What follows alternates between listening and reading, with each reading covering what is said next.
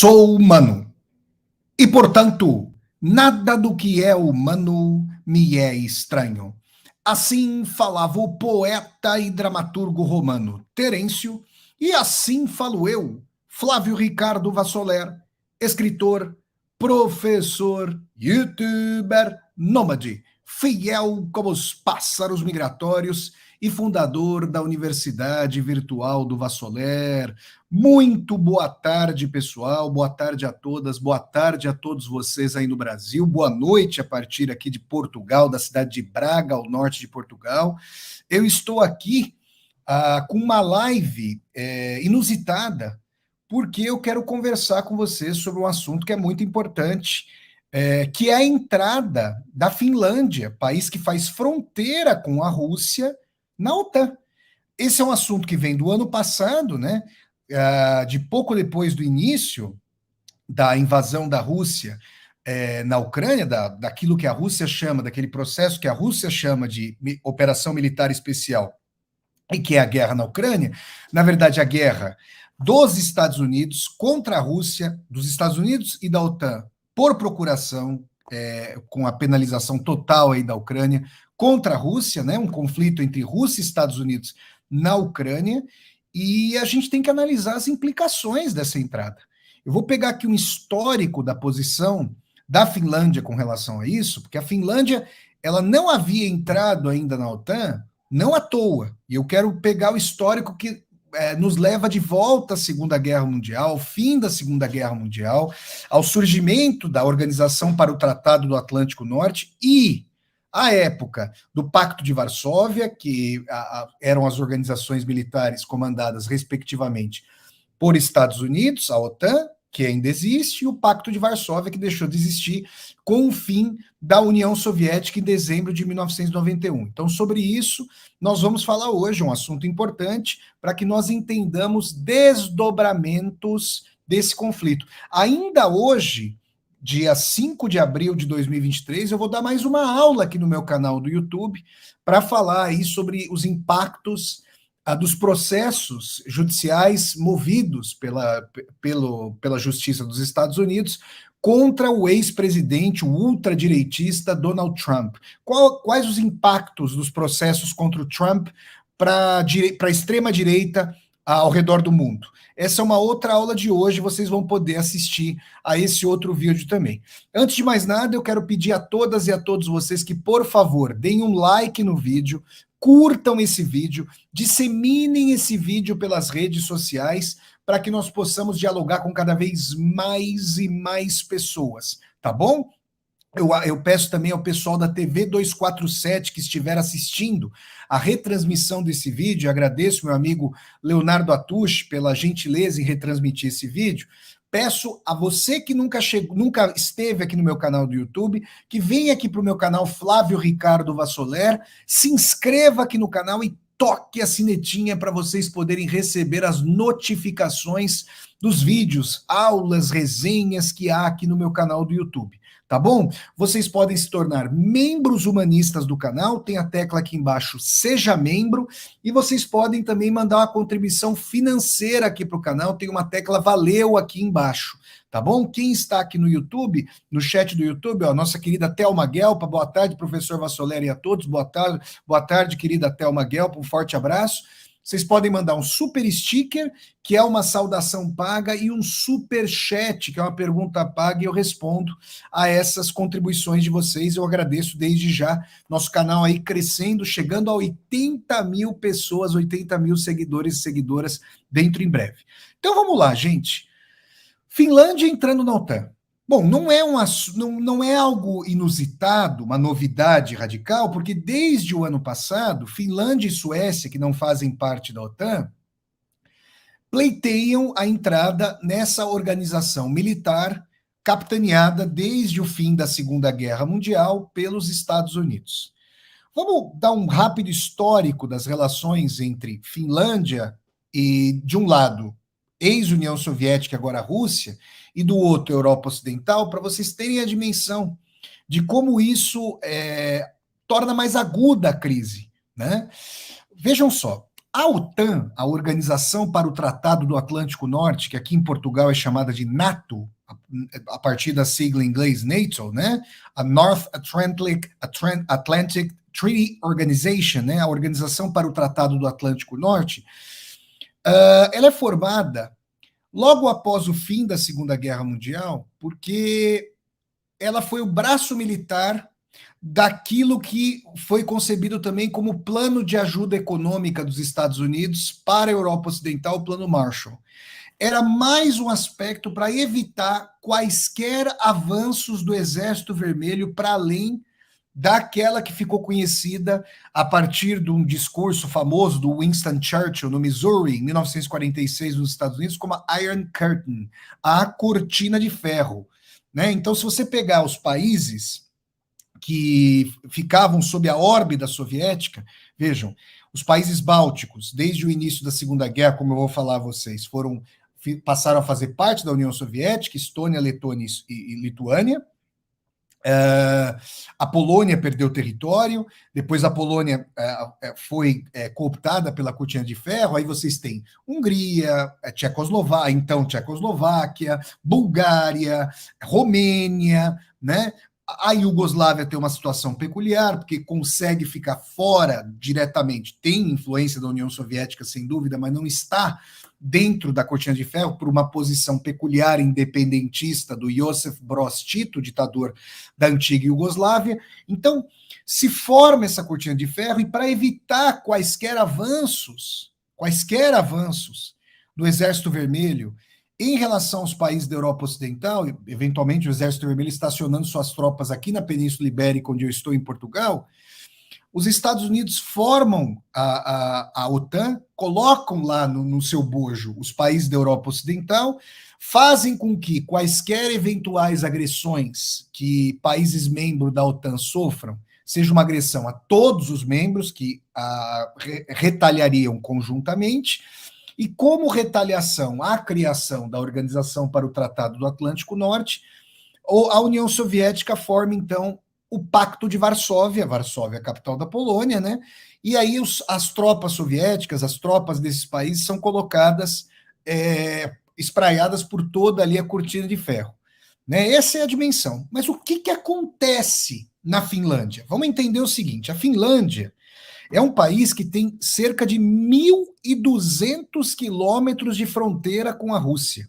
É muito grande a fronteira da Finlândia com a Rússia, gente. Uma coisa assim, 1.000 quilômetros, 1.200 quilômetros. Pra vocês terem uma ideia, quando eu morei na Rússia, entre 2008 e 2009, morei um ano em Moscou para fazer parte do meu mestrado sobre o Dostoiévski, o escritor russo Fyodor Dostoiévski.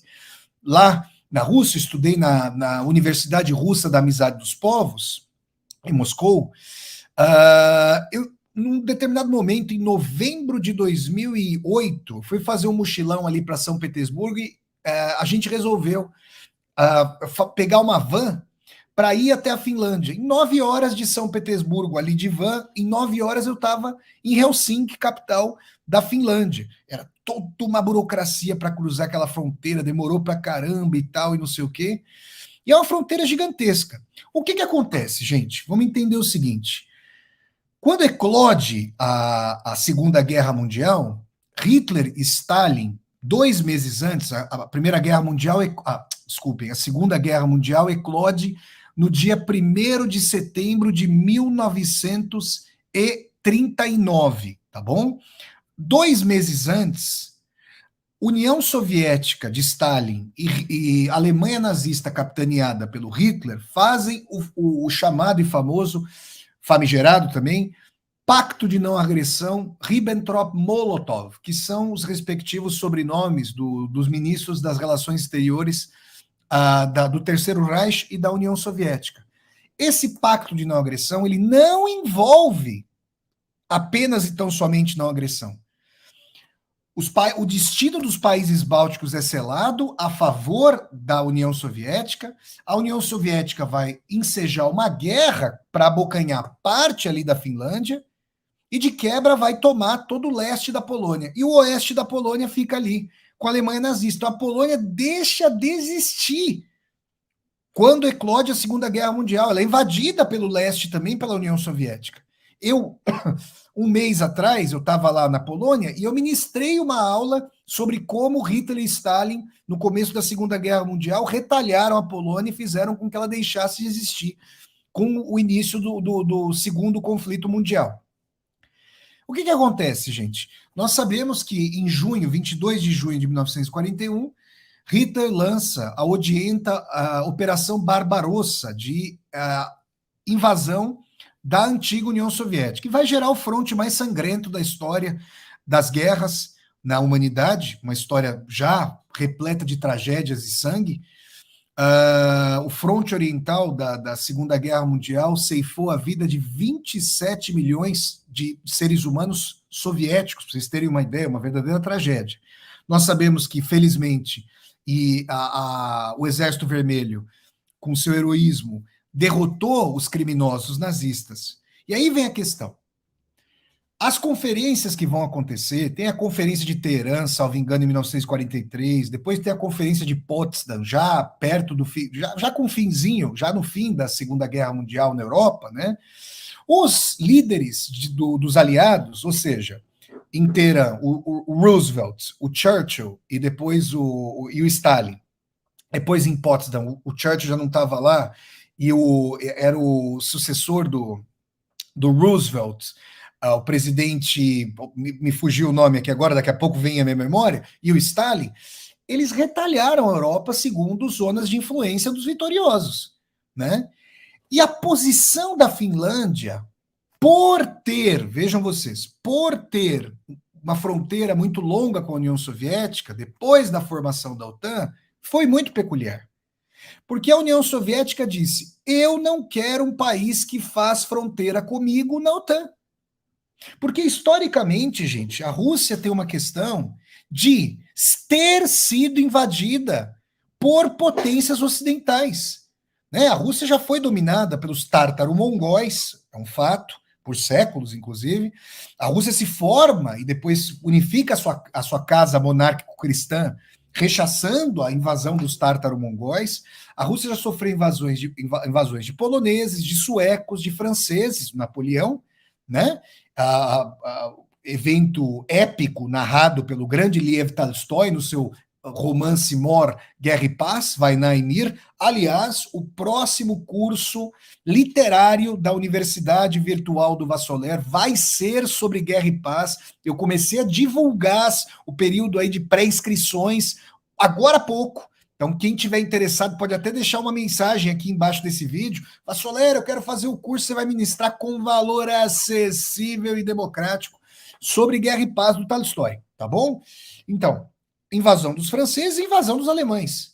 Então, a União Soviética não queria a OTAN fazendo fronteira com o seu território. E por isso, é muito importante que se o diga, por isso se cunhou o termo, no bojo da Guerra Fria, do nascimento da Guerra Fria, das disputas entre as duas superpotências nucleares, se cunhou o termo finlandização. O que é essa dimensão de finlandização? A neutralização de um país. Da mesma maneira que os Estados Unidos não querem, ou jamais quereriam, que Canadá ao seu norte e México ao sul entrassem para o Pacto de Varsóvia, tá? Isso é uma especulação, obviamente isso não aconteceu, mas da mesma maneira que os Estados Unidos não quereriam esses países numa aliança militar contrafeita e contraposta aos interesses dos Estados Unidos, a União Soviética, com seu poderio nuclear, a primeira ogiva nuclear da União Soviética é testada no ano de 1949, então de quando os americanos, os estadunidenses, lançam as duas bombas contra, respectivamente, as cidades japonesas de Hiroshima e Nagasaki, em agosto de 45. Até 49, os Estados Unidos eram a única superpotência nuclear do mundo. Depois passaram a dividir esse posto com a União Soviética. Como a justiça é dada pela força da espada, historicamente, a União Soviética pôde falar para os Estados Unidos: vem folgar aqui do meu lado para você ver o que vai acontecer. E o termo finlandização é um termo que remete à neutralização da Finlândia. É esse mesmo termo de realpolitik que a Rússia lança a mão para dizer que tem linhas vermelhas que não podem ser ultrapassadas pela OTAN. Por quê? Porque desde o fim da União Soviética, em dezembro de 91, e já ali na iminência do fim da União Soviética, o então secretário de Estado dos Estados Unidos, o James Baker, havia apalavrado, mas palavras o vento leva, a gente sabe, né? Mas ele, e aliás, Estados Unidos assinando algum tratado e respeitando algum tratado, basta ver o que fazem interferindo em eleições mundo afora, patrocinando golpes de Estado, interferindo na autodeterminação dos povos invadindo Iraque, invadindo o Afeganistão, tudo isso a gente já sabe, né? Mas assim, o James Baker havia falado para o Gorbachev, Mikhail Sergeyevich Gorbachev, o último secretário-geral do Partido Comunista Soviético, que não avançaria para além da Alemanha Ocidental, né? As tropas da OTAN, que não haveria 1 centímetro de avanço da OTAN, porque o Gorbachev queria isso para poder tirar as tropas do Pacto de Varsóvia, as tropas soviéticas, dos países satélite da Europa do Leste. Resultado, ninguém cumpriu as determinações, os Estados Unidos. Vejam, houve intelectuais dos Estados Unidos, inclusive intelectuais no campo da direita, que falaram, olha, para o Bill Clinton, não avance as tropas dos Estados Unidos, as tropas da OTAN, rumo à fronteira da Rússia, porque isso pode levar a uma guerra mundial, uma terceira guerra mundial. Mas dito e feito, não quiseram nem saber, avançaram. E os antigos países bálticos que faziam parte da União Soviética, e vejam, eu já fui para 2 dos 3 países bálticos. Já estive na Estônia, em Tallinn, e já estive na Letônia, em Riga, cidade lindíssima, por sinal. O sentimento anti-russo é muito forte. Esses países foram militarmente cooptados para entrarem na União Soviética. Então eu lembro que eu fui tentar falar russo com algumas pessoas mais velhas, não queriam falar comigo, não queriam me responder em russo. Ah, eu estava morando na Rússia, estava estudando língua russa, então é uma questão aí complicada. E o que acontece? A Rússia, posta de joelhos, com a economia quebrada, assistiu ao quase esfacelamento com a Primeira e a Segunda Guerras da Chechenia, ali no Cáucaso, do seu território. A Rússia é um país pluriétnico, plurilinguístico, pluricultural, plurireligioso. A Rússia é um país formado pela expansão vertiginosa do Império Tsarista. Bom, os Estados Unidos também se formaram com expansão imperial. Nos lembremos, por exemplo, da guerra contra o México. O Texas, por exemplo, pertencia ao México. Né? Lembremos, por exemplo, do genocídio perpetrado pelos expansionistas estadunidenses contra os povos originários lá dos Estados Unidos. E aí isso implica que os estadunidenses chegassem até a costa oeste, até a costa ali do Pacífico, e fundassem, por exemplo, a belíssima cidade de São Francisco, né? Uma cidade muito bonita, por sinal, muito bonita, cheia de colinas e tudo mais. Então, gente, nós temos uma situação em que quando o Putin chega ao poder, no final em 99, e desde então está no poder, só com o interregno, tendo tido ali o mandato tampão do Dmitry Medvedev, quando eu estava na Rússia, inclusive, o presidente era o Dmitry Medvedev, mas todo mundo sabia que o Putin só estava esperando os 4 anos para depois voltar. O Putin começa a reerguer economicamente, politicamente e identitariamente a Rússia no sentido de se colocar, como sempre foi o caso para a Rússia, como uma grande potência militar e como para que a Rússia voltasse a ser um ator global. Se vocês pegam as entrevistas do Putin antes de todo esse celeuma, antes da guerra contra a Ucrânia, o Putin vinha dizendo: eu quero que os interesses da Rússia voltem a ser considerados. E em 2007 ele faz um discurso icônico em Munique, com a presença da então chanceler alemã Angela Merkel, com quem o Putin, inclusive, historicamente se dava bem, em que o Putin diz que o mundo unipolar acabou, que os Estados Unidos não vão dominar mais o mundo sozinhos, e que agora a multipolaridade vai graçar. Nossa, eu já venho falando nas aulas que eu venho ministrando reiteradamente sobre esse conflito,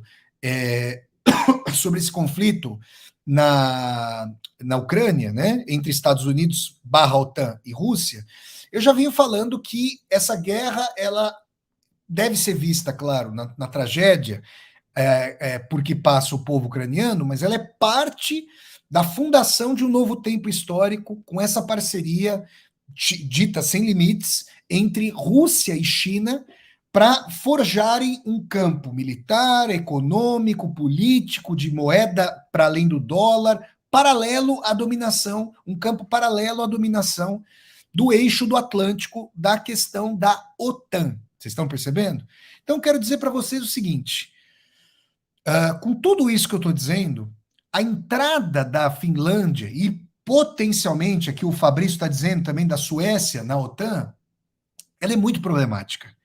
Porque, então, os Estados Unidos dobram a aposta, o complexo industrial, financeiro, militar, que na virada da porta giratória, agora tem os democratas à frente, se bem que os republicanos, à frente dos quais ainda está o Donald Trump, né, apesar de todas as acusações que vai enfrentar a partir de agora, dizem que não querem a guerra, que os Estados Unidos têm que se preocupar com a sua economia doméstica e tudo mais. Claro que isso faz parte do jogo político, na contraposição com os democratas que dobram a aposta na guerra, que aumentam o orçamento militar, que aumentam a ajuda para a Ucrânia e assim por diante. Então a questão é a seguinte, tá? A questão é a seguinte: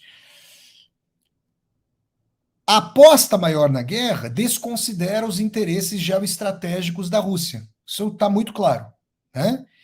Isso colocado, a Rússia, pelo seu ministro das Relações Exteriores, Sergei Lavrov, parece que deu uma indicação de que vai responder com parcimônia e com o tempo. Não vai ser uma resposta intempestiva, né? Que, segundo Lavrov, a Finlândia não estaria incitando a guerra como o teria feito a Ucrânia. E claro que os laços, apesar de parte da Finlândia ter feito parte do Império Tsarista, os vínculos entre ucranianos e russos são muito profundos ao longo da história, né? São vínculos aqui que eu venho analisando nas minhas aulas. Gente, eu já ministrei quase 30 aulas sobre esse conflito entre Estados Unidos, OTAN e Rússia na Ucrânia. Vocês podem assistir a todas essas aulas acessando a playlist aqui, Aulas ao Vivo com Vassolera, aqui no meu canal do YouTube, tá bom? Mas o que se coloca é a não disposição dos Estados Unidos para o diálogo. Primeiro que já tem essa questão aí de o Putin ser considerado um réu pelo Tribunal Penal Internacional de Haia, obviamente que o Xi Jinping e o Putin simplesmente viraram as costas para a decisão política, o que não significa que não haja mérito jurídico nessa decisão, mas tomada assim nesse curso e nesse momento é uma decisão franca e clamorosamente política, né?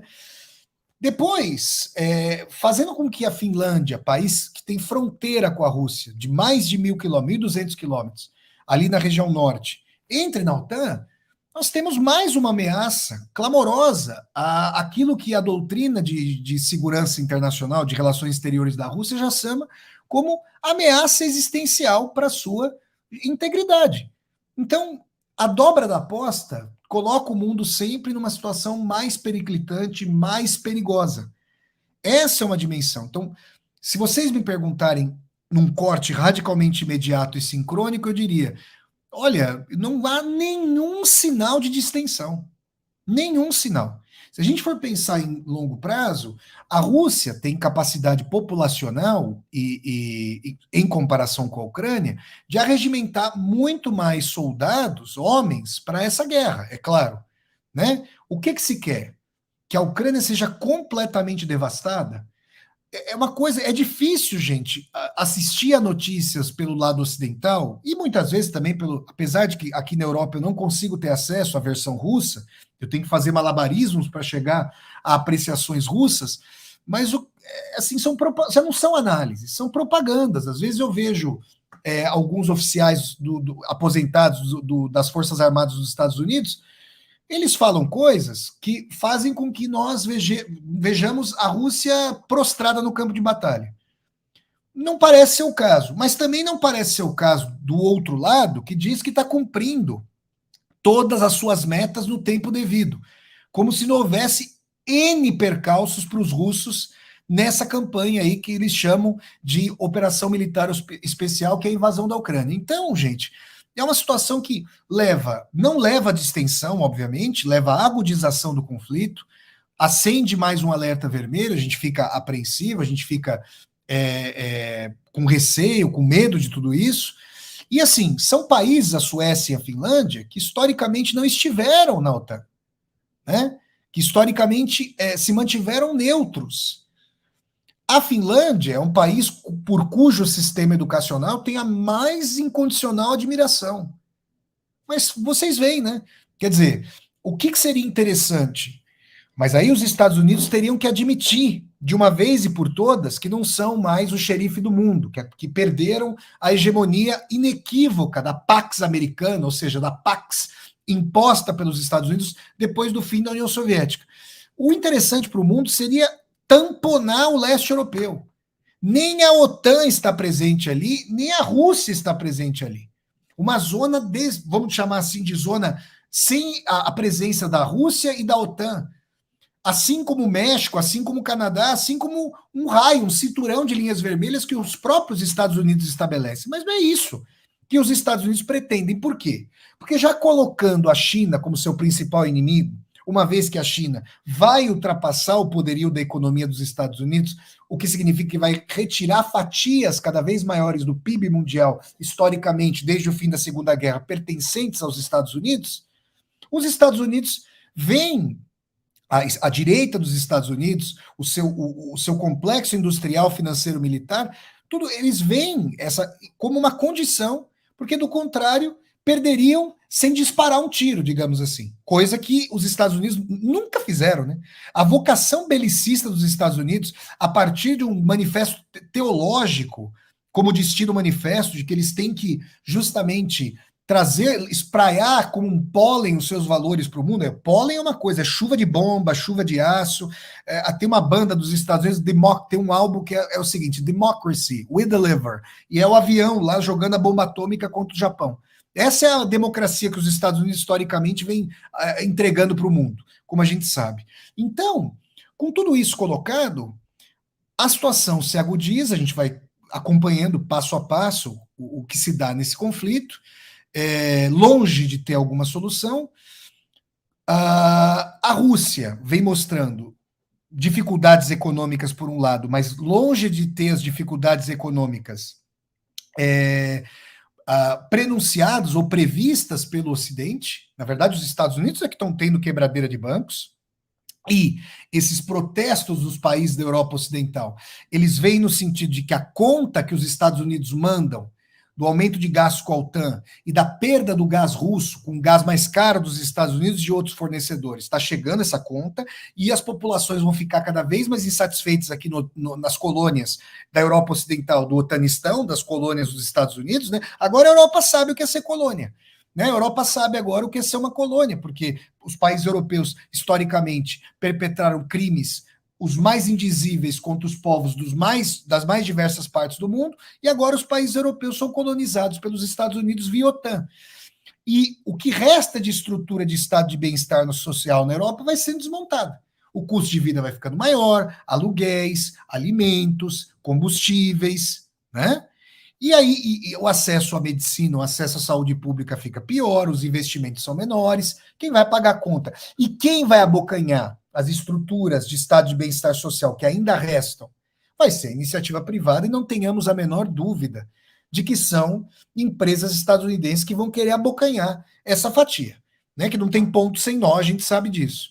Então, a situação ela se torna mais clamorosa, mas a gente vai precisar ver o que vai acontecer, porque se a Rússia consegue ter um revertério, consegue se impor no campo de batalha, a Ucrânia pode ser levada, que é a famosa dimensão do fato consumado. Mas não é isso que está aparecendo. Então, dentro da Rússia, por causa dessa guerra, por que os Estados Unidos e a Inglaterra? Mas sobretudo os Estados Unidos. A Inglaterra é uma garota hoje, com todo respeito ao povo inglês, mas não ao seu regime de direita, a Inglaterra é digamos, um país de recados dos Estados Unidos, né? É outra colônia dos Estados Unidos. Então, assim, se os Estados Unidos pretendem fomentar revoluções coloridas, guerra híbrida dentro da Rússia, infelizmente o regime direitista do Vladimir Putin vai fechando cada vez mais o ferrolho e não à toa vai fazendo ovações ao sociopata e ao fascista de esquerda Joseph Stalin, Recentemente, o Putin esteve lá em Volgogrado, antigo Stalingrado, para inaugurar um busto em homenagem ao Stalin, sendo que ali naquela cidade, que tinha o nome do Stalin, tem um memorial às vítimas, a memória das vítimas do horror stalinista. Então, a liberdade de expressão já parca na história russa vai sendo suprimida, as pessoas que têm oposição, vejam, as pessoas, eu conheço, acompanho vários youtubers e várias youtubers russos e russas que são pessoas que amam o seu país, que têm muito orgulho da sua cultura, mas não cohonestam o regime do Vladimir Putin. Só que nesse contexto são chamadas de agentes estrangeiros e podem, inclusive, parar na cadeia. Uma coisa muito séria, gente. Uma coisa muito problemática tudo isso. Então, de parte a parte, a gente vê esse xadrez, o que eu chamo realmente de xadrez geopolítico. E por que xadrez? Porque no xadrez, você tem numa jogada a implicação do tabuleiro, da análise combinatória, da análise matemática do tabuleiro como um todo, praticamente. Né? Você tem ondas de reverberação. E assim é também na questão geopolítica. Então, acompanhar esse conflito, gente, é fazer análises multifatoriais, análises que envolvem afetos culturais, afetos religiosos, questões econômicas, é claro, questões políticas, né, que envolvem a impossibilidade de boa parte do público mundial que desconhece a história desses países, Estados Unidos, Rússia, Ucrânia, questão da Segunda Guerra, tabuleiro geopolítico aqui da Europa, para fazerem análises para além de coberturas vexatórias, como a cobertura, por exemplo, da mídia corporativa brasileira, que é uma sucursal dos Estados Unidos. É vexatório, gente. Sabe? Eu quero aqui parabenizar a jornalista da Folha de São Paulo, Mônica Bergamo, né? Com quem eu entrei em contato por intermédio do meu amigo Leonardo Atucha, que eu mando um grande abraço novamente, porque ano passado a Mônica Bergamo conversou comigo, eu participei do programa Ponto a Ponto da Mônica Bergamo, na TV Bandeirantes, falando sobre esse conflito. Essa é uma disposição para ter um posicionamento distinto desse coro de demonização estricto sensu da Rússia, sem perceber na realpolitik como é que os ovos vão frigindo da realidade. Né? Como é que se dão essas questões? Os Estados Unidos, com seu poderio, não aceitariam qualquer cruzamento de suas linhas vermelhas. Quando a gente volta para a crise dos mísseis de 62, foi exatamente isso que aconteceu.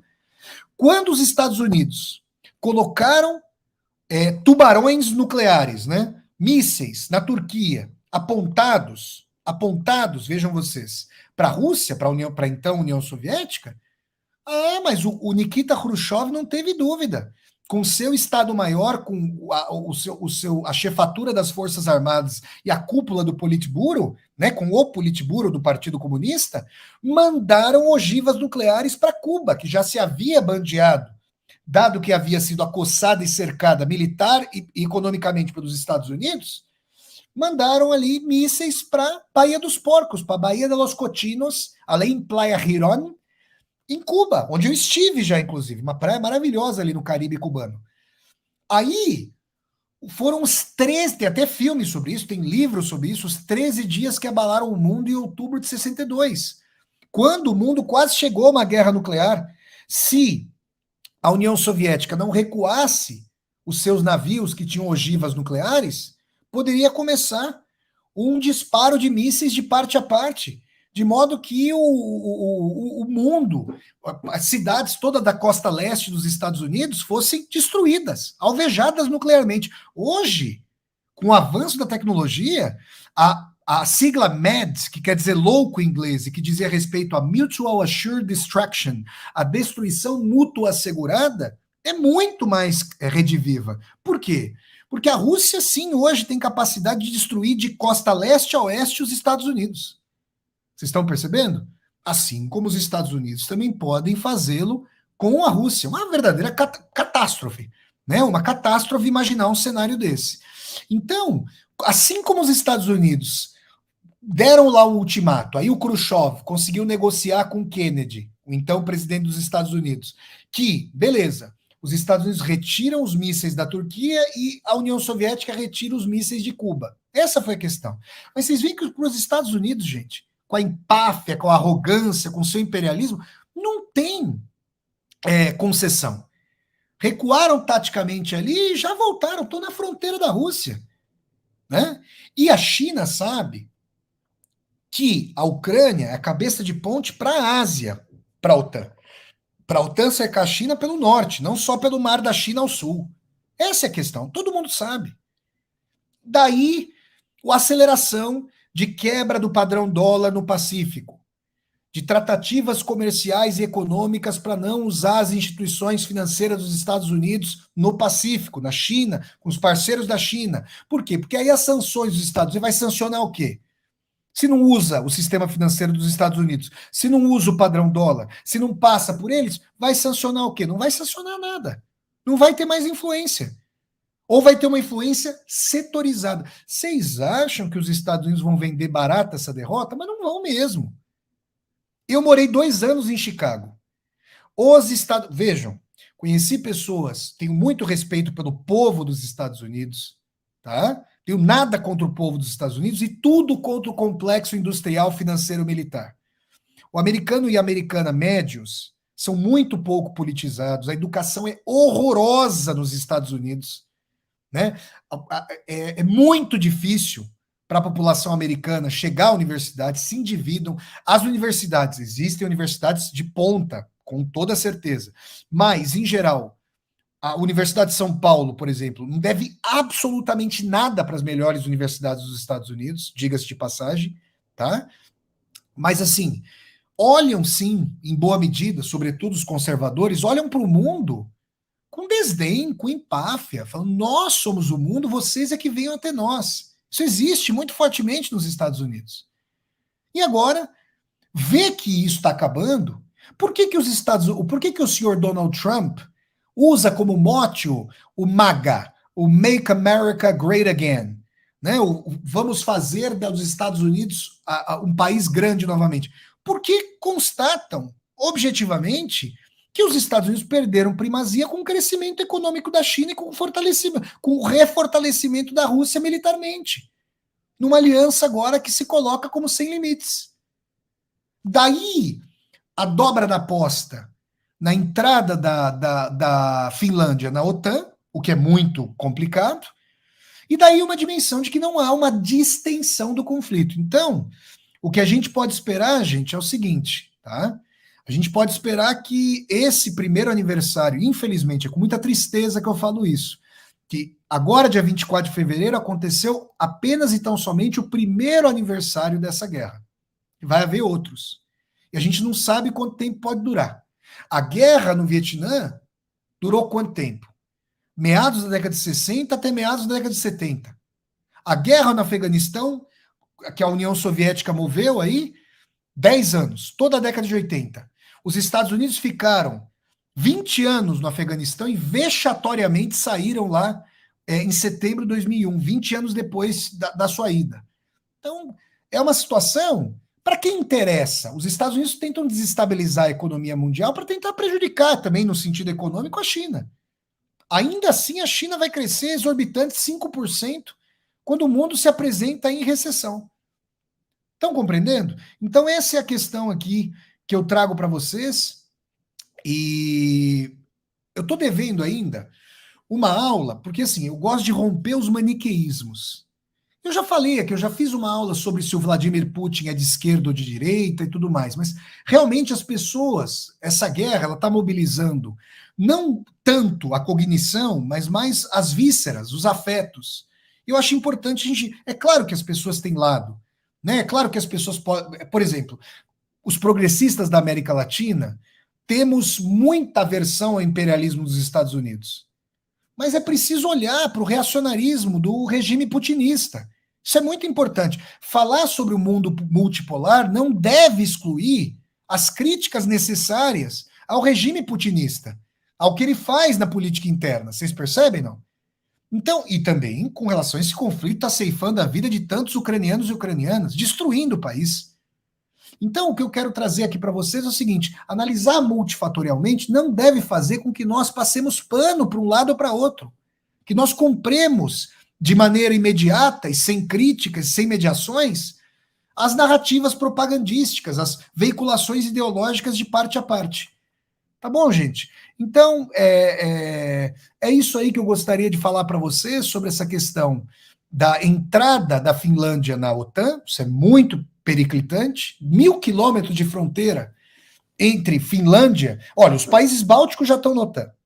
Então, assim, se você for pensar, aí vocês vão falar assim, pô, mas a Rússia não vai tomar atitude? Então, gente, mas agora que a Finlândia está na OTAN, o que significa tomar atitude? Significa envolver uma guerra, envolver a OTAN na guerra ainda mais imediatamente, coisa que já acontece lá na Ucrânia, mas não com as tropas todas postas? Essa é a questão para nós aqui. Então, a distensão está longe de acontecer, a gente vai acompanhar para e passo. Eu quero agradecer aqui ao Pedro Guerra por ter se tornado membro humanista aqui do meu canal do YouTube. Seja muito bem-vindo, Pedro, aos membros, ao corpo de membros aí do canal do YouTube Flávio Ricardo Vassoler. Muito obrigado. Sigam o exemplo do nosso amigo Pedro Guerra e se tornem aqui membros humanistas do meu canal, tá bom? Então, gente, quero agradecer a todas e a todos vocês a audiência. Deem um like no vídeo, curtam esse vídeo, disseminem esse vídeo pelas redes sociais para que nós possamos dialogar com cada vez mais e mais pessoas, tá bom? Peço para vocês se inscreverem aqui no canal, pessoal da TV 247, vocês que não, porventura, estiverem aqui no meu canal já e não forem inscritos no meu canal, se inscrevam aqui no canal e toquem a sinetinha para poderem receber as notificações. Aqui embaixo do vídeo vocês têm uma tecla chamada Seja Membro, podem fazer como o nosso querido Pedro Guerra, que acabou de se tornar membro. Um abraço para o Pedro e muito obrigado. Vocês podem se tornar membros. Tem também uma tecla Valeu para mandarem uma contribuição financeira, tá bom? É isso então, um abraço para vocês, até a próxima. Continuamos e continuaremos a acompanhar passo a passo essas questões envolvendo aí o conflito entre Estados Unidos / OTAN e Rússia na Ucrânia.